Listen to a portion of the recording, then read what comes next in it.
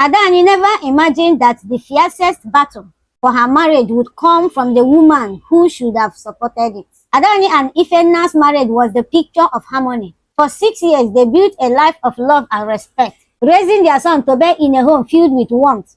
Ifenna, soft-spoken but resolute, balanced Adanyi's lively and nurturing nature perfectly. Together, they were content until an innocent family visit unleashed a storm that changed everything.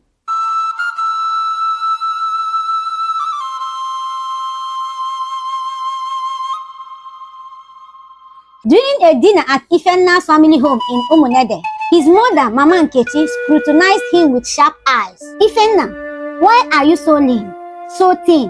Her voice tinged with accusation. "Is Adanyi starving you?"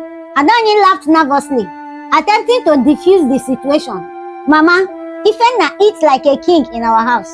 Ifenna simply smiled, brushing off the remark. "Mama, I'm perfectly fine." But Mama Nkechi wasn't convinced. Throughout the visit, she hovered over Ifenna, feeding him incessantly and making comments about how marriage should make a man grow robust. When the couples returned home, the calls began. "Adanyi, what did Ifenna eat today? Send me his picture. I need to see if there is any improvement." A month later, Mama Nkechi showed up at their doorstep unannounced, a suitcase in her hand. "I am staying for a while," she declared, stepping inside without waiting for an invitation. "I need to see for myself what's going on in this house." Adanyi felt the air leave her lungs but forced a smile. Mama Nkechi's arrival turned their peaceful home into a battleground.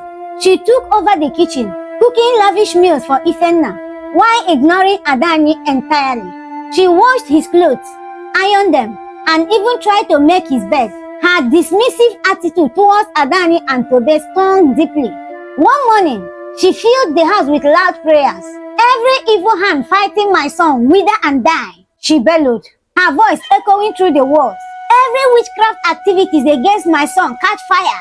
Adanyi's frustration reached its peak, but she chose silence, unwilling to start a war with her mother-in-law. When she confided in Ifenna, he confronted his mother. "Mama, you need to let us alone. Please let us live our lives. You are creating tension in my home. I need peace in my house," he said firmly. Mama Nkechi's response was dramatic. She bursted into tears, accusing Adanyi of turning her son against her. Even when Ifenna's father came to take her home, she refused to leave, vowing to stay until she was sure Ifenna was delivered from witchcraft bondage. The constant conflict began to wear on Ifenna.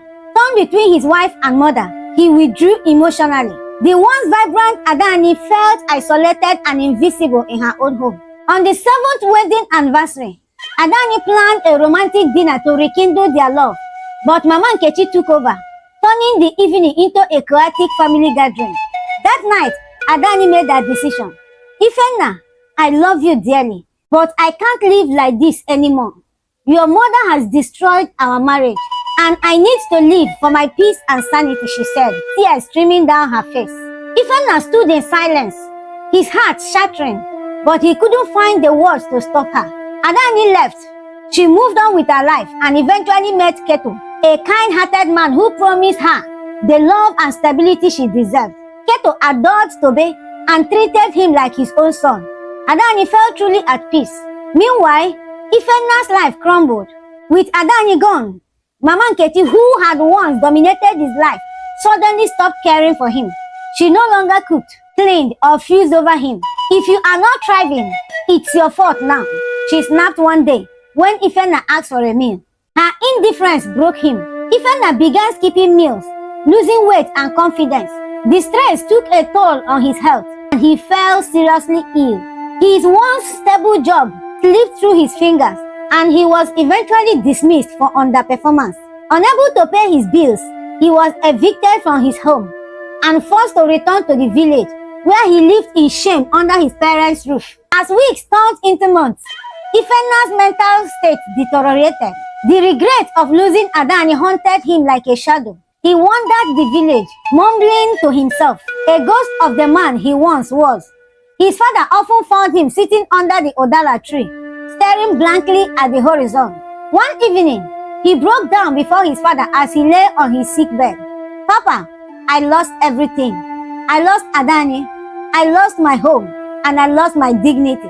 I let Mama ruin my marriage. He wept uncontrollably, tears streaming down his face. His father shook his head, his heart heavy. Son, love is a gift that requires protection. You failed to shield what matters to you most, and now you are paying the price. Adanyi was happy in her new life with Keto. Though the scars of her past remained, her love for Keto grew stronger each day. Tobe flourished under Keto's care, and their home was filled with love, excitement, and laughter. As for Ifenna, he lived in the shadow of regret, his life a cautionary tale of what happens when external forces are allowed to destroy the sacred bond of marriage. The lessons: set a boundary to safeguard your relationships.